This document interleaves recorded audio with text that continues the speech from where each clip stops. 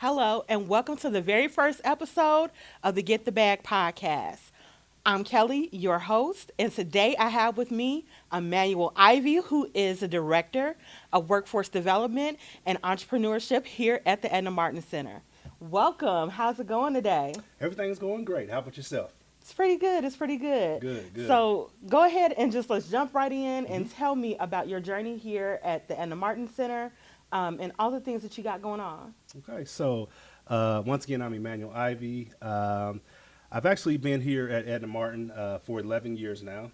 I started off as a financial coach, then got promoted as a program manager over workforce development and education, then got promoted to the entrepreneurship director, and then here recently, in the last year and a half, I'm now the senior director over workforce development and entrepreneurship. Oh, so you really know how to get the bag, right? Yes, I do. Because you were over the financial literacy part of things. Yes, That yes. is absolutely awesome. It sounds like you've gone through and experienced a lot of things here at Edna Martin. Mhm. So tell us about like the studio and the thoughts behind that and how that came to be about.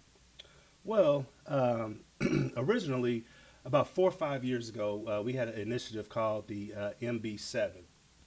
So it was different initiatives that Edna Martin and also the community would come together to conduct. So we had our Martindale Brightwood Education Zone, which we work with several different schools around Martindale Brightwood, KIPP Middle School, KIPP High School, School 56, School 51, in which we enroll the student, but also we enroll the parents and the family in our services. So it's not just working with the individual, but the whole entire family. One, to get the students on track to graduate, but also for the families if they need any any assistance, if they want to skill up, if they want or need employment or want to start a business, then we have those services as well for them. So we have, MBE7, but also we had our entrepreneurship arm, the Community Solutions and Entrepreneurship Center. So this facility is that which we call CSEC. So with CSEC, the whole initiative was to really bring the community together by looking at additional avenues to earn income and to be financially wealthy. So with that, even though we have workforce development, we wanted to look at entrepreneurship as another source where an individual or family could earn additional income. So that's kind of the whole basis of this center. Working with the community, getting the exposure out there, but also working with our entrepreneurs or our startup entrepreneurs so they can start up, scale, and/or sustain. So Mr. Ivy over here is being a little bit modest about this whole idea for the studio and all that. So tell me, let's get into the nitty gritty of what made you come up with the studio and why you thought that it was necessary. Well, a few years ago, we worked with Opportunity Youth. Those are individuals 17 through 24 who may have a criminal record, who may have dropped out of high school, or have multiple barriers. So we really didn't have an issue or problem with them enrolling in programming, but our issue was them actually completing. So I just wanted to be innovative and creative on how can we get these youth in our space, have them engaged, but also actually have some real outcomes for them. Absolutely. So with that, God has gave me a vision of, let's really build out a studio. At the time, I was housed at our other campus at 37 Place, so we really couldn't do any true activity there. So when this building came about last year in July, I said, hey, we now have space to actually do something. So originally this was the second training room. So we have the Martindale training room and we have this one, the Brightwood training room, which is the smaller of the two. So I said, this can be just a great opportunity to really develop the studio here. So with that, I just had one of those like green screen kits where we hang up the little green screen, had a few lights, and we just started doing it like that.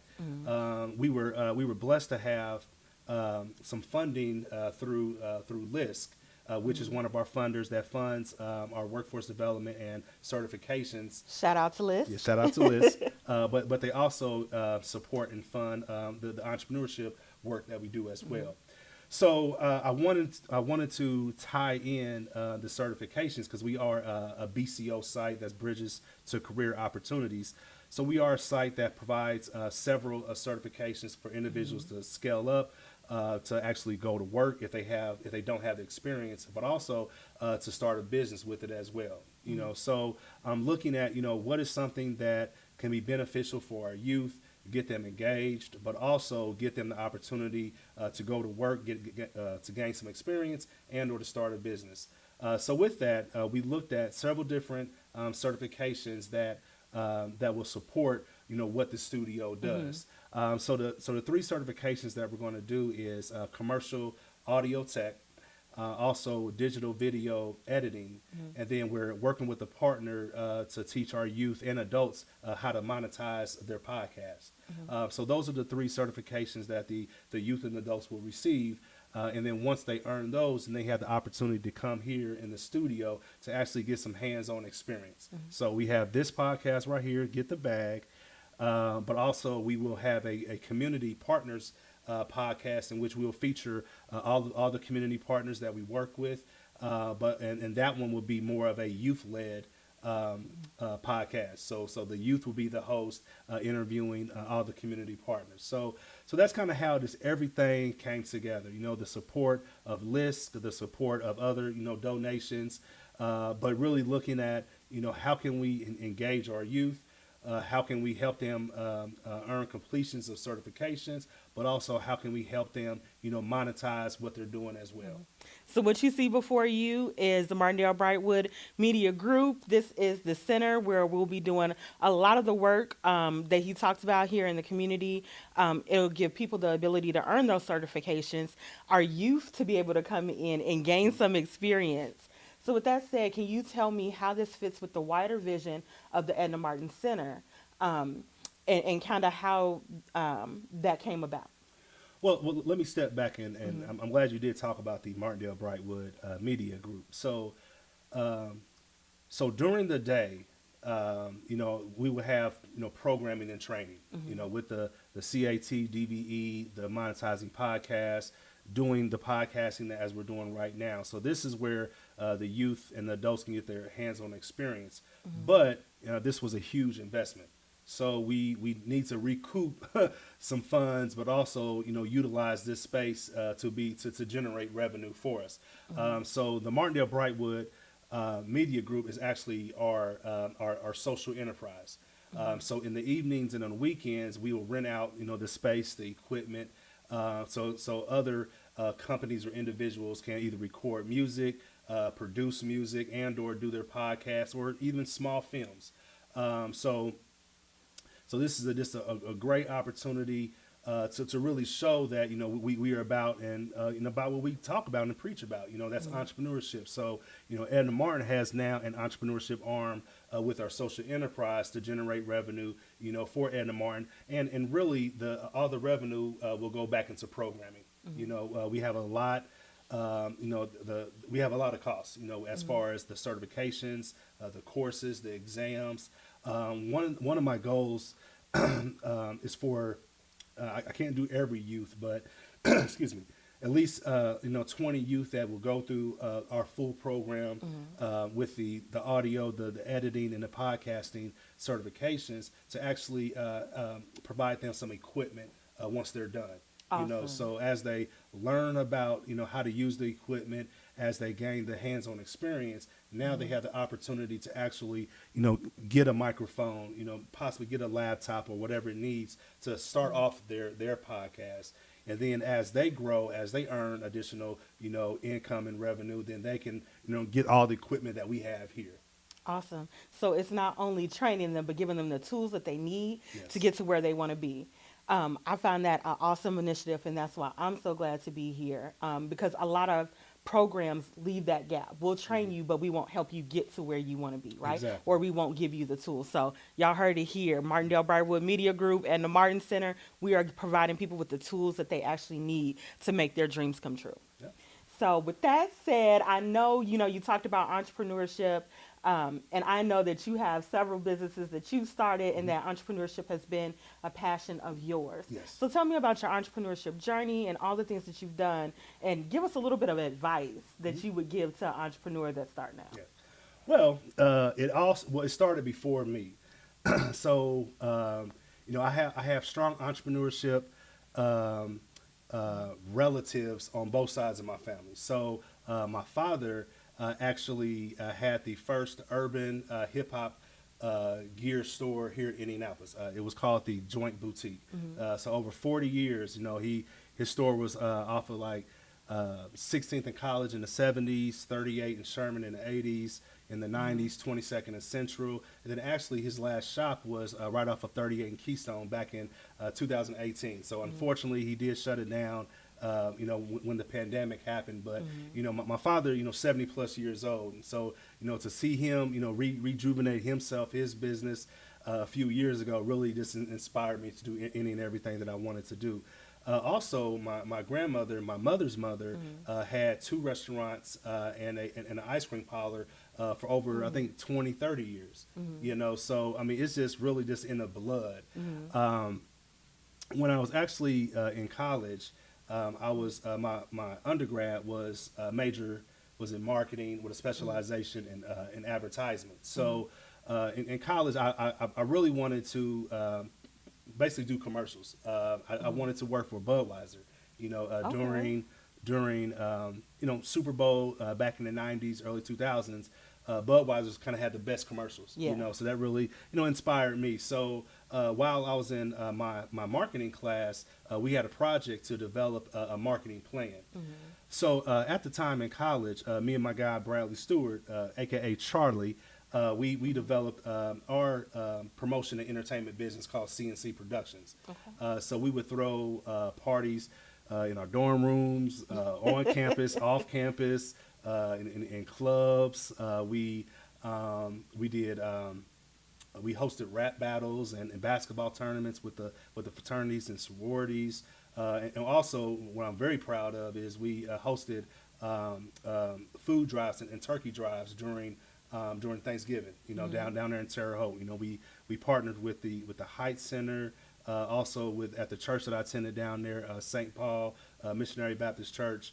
And just really wanted to serve the community. We didn't want to just take from the community as far as, hey, come to our parties and things like that, but just, we wanted to give back. And, being in Terre Haute at Indiana State for several years, I got both of my degrees there. I seen, the poverty down there, and, I just wanted to help out. So that was in college. After I graduated, I developed my Value Faithful Solutions. That was my consulting business.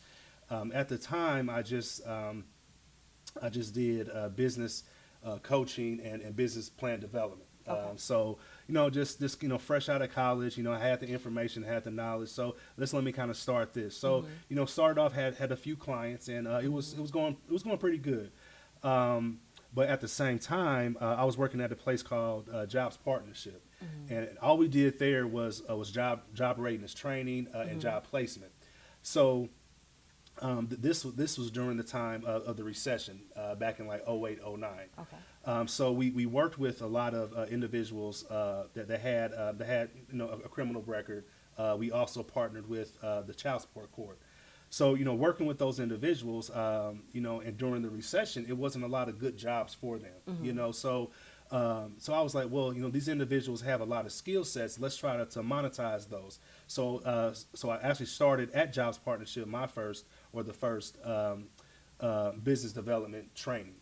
So with that training, all of my brothers and sisters and my cousin, we all came together and said, hey, let's start a business. So we looked at food service, lawn care, and or cleaning, a cleaning business. So we was like, okay, what is the easiest way of entry within these businesses? And we just all say, food service. There was it was kind of during the summertime. It was springtime, so the summertime was coming up.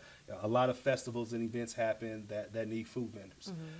So with that, we developed Ivy Spice International Food and Catering. So that was our business that we developed. Our main dishes were barbecue. So we barbecue ribs, rib tips, Oh, you pulled barbecue. pork, You ain't tell me that. chicken, a little bit of everything. So, and then a few years later, we actually purchased a food truck Okay. that was already in existence called Who's Your Fat Daddy Bus Cafe. Okay. So during that time of our food service business and catering and all of that, my father was selling his buildings.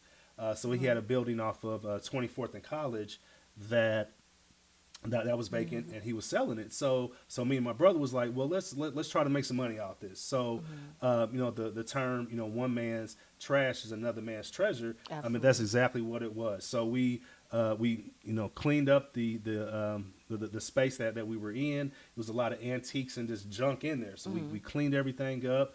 We started to go to yard sales and do dumpster diving when people would move out of their apartments.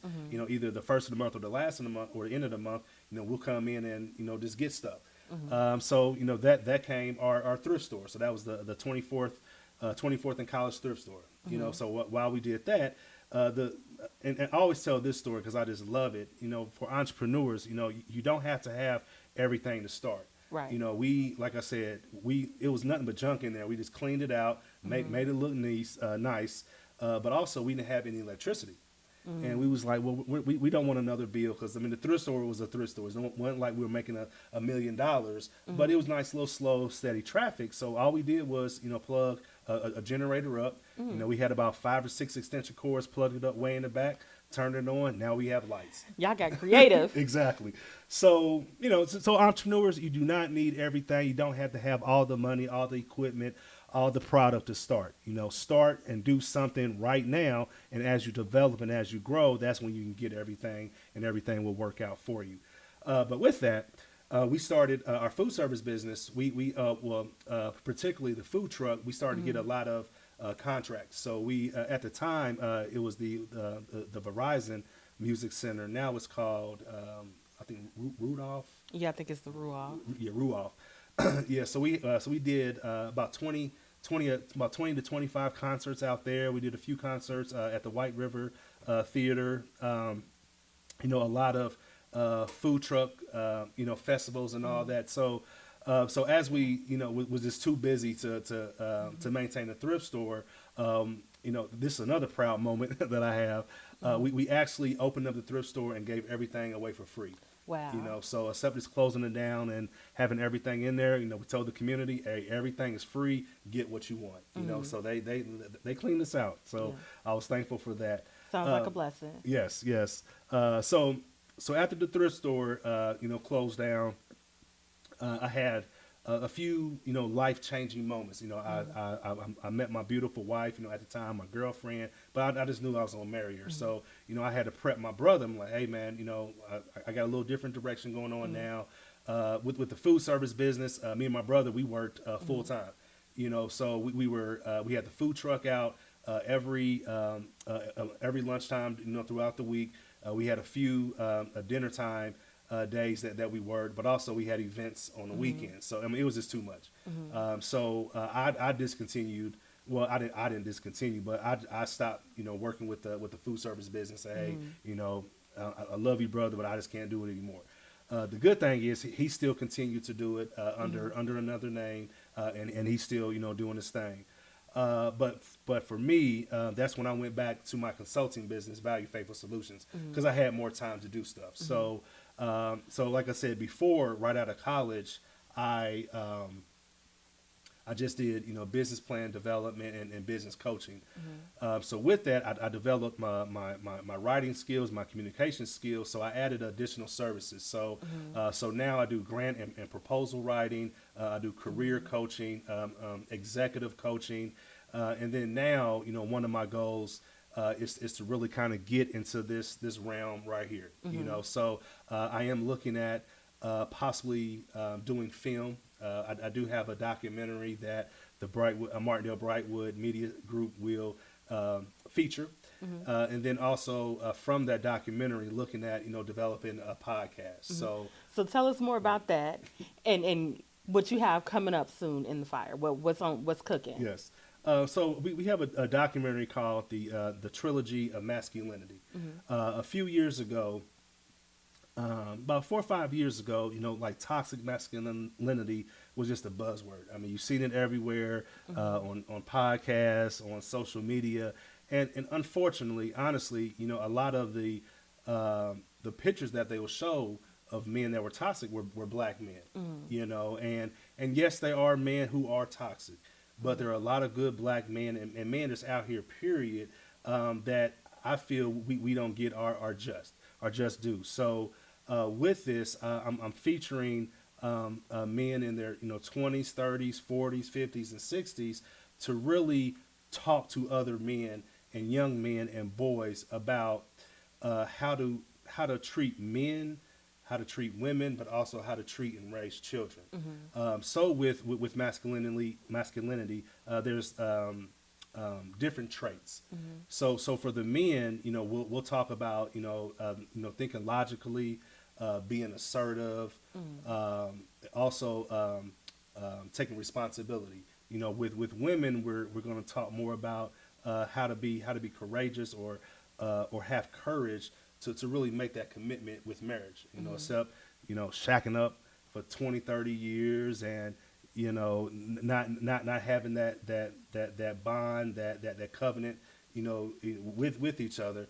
But also, with women looking at, protecting, how do you protect your women? Your Because Selena said we've been shacking up since '93. We ain't getting no younger. She needs some Exactly. guarantees, Exactly. right? So just for the protection, it's not all about, hey, don't touch my wife and try to fight somebody, but just protecting them, mentally, spiritually, protecting them financially and all that as well. And then, for the children, some of the traits we'll talk about is discipline. I was disciplined a little bit different than we can discipline now. Well, Things like that. But at the same time, what you don't want is your children to be scared and fearful of you. absolutely. You want to be stern and you want them to do and be right, but at the same time you just don't want to beat them to death and things like that. So the documentary is really just talking is having black men talk to black men, black boys, black elders to really get this thing right and show a positive aspect of us rather than just something negative that we see every day on the news or on TV. Also, so you got a lot of things in the fire Yep. with the new documentary, the Barnell Brightwood Media Group starting up. So tell me, what advice would you give to a new entrepreneur? I would say at the end of the day, embrace failure. And in embracing failure, I used to, work with my youth and just provide them this equation: X plus Y plus Z equals embracing failure. So the X is learn. Learn from your mistakes, learn from what you did wrong, but also the Y is improve. So as you learn from it, now you can improve. And then as you improve, then try again. So learn, improve, try again, and that's how you truly embrace failure. Y'all heard that here? That is absolute meat and potatoes, right? So making sure that you don't get caught up in the failure part of things, right? Exactly. Because that's easy to do, right? Yes. And it's like, I'm going to quit right here, like it didn't work. And so I love that analogy that X plus Y plus the X plus Y equals Z. Z, Yeah. which is embracing your failure. failure, Yes. right? So that is absolutely awesome.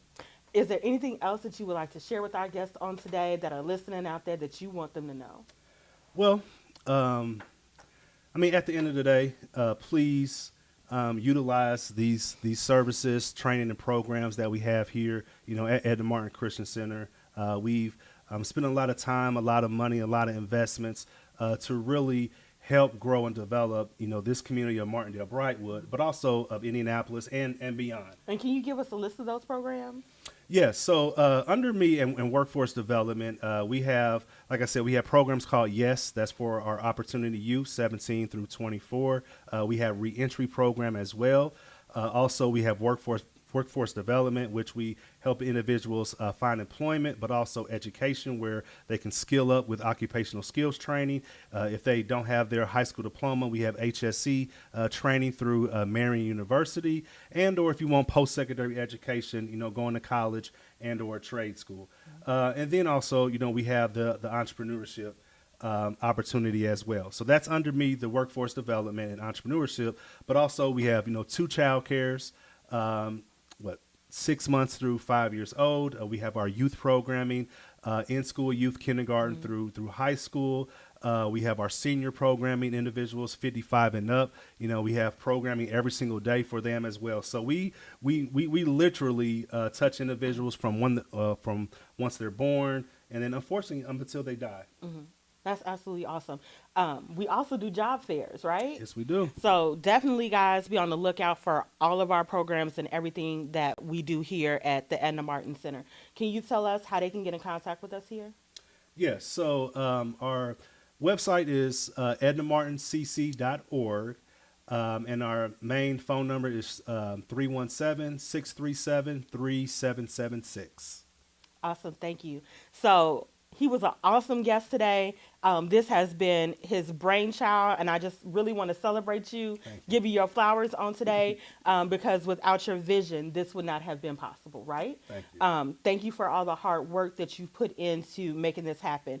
I just want to let y'all know this has not been an easy task, right? There has been some starts and some restarts and some doing it again, right? Through this process, the one thing that I saw out of Mr. Ivey is I never saw him get frustrated, right? I never saw him say, I'm sick of this, I'm tired of it, I'm not going to do it, right? And I think that has been the most inspiring thing for me is to keep pressing through it when it gets hard. So as entrepreneurs, when things get tough, continue to press through it, right? The more you press through it, the more results you'll see, right? Yes. Look at those frustrations, take that information in. And that's a big part of what we teach in our free business class. Is to keep pressing through it. And failure is learning, right? Don't be afraid to fail. It happens, right? Yep. And that's how we learn, we improve, and we get better. If it was always handed to us and everything was always easy, we wouldn't be our best selves. Yep. So as always, Get, get the bag. bag.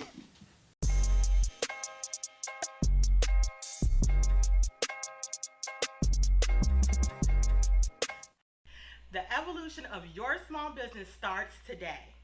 Sign up for our partners Verizon Small Business Digital Ready platform, a free service to you to advance your business. Check the link below and click on that, and it'll take you right to our Verizon Wireless link.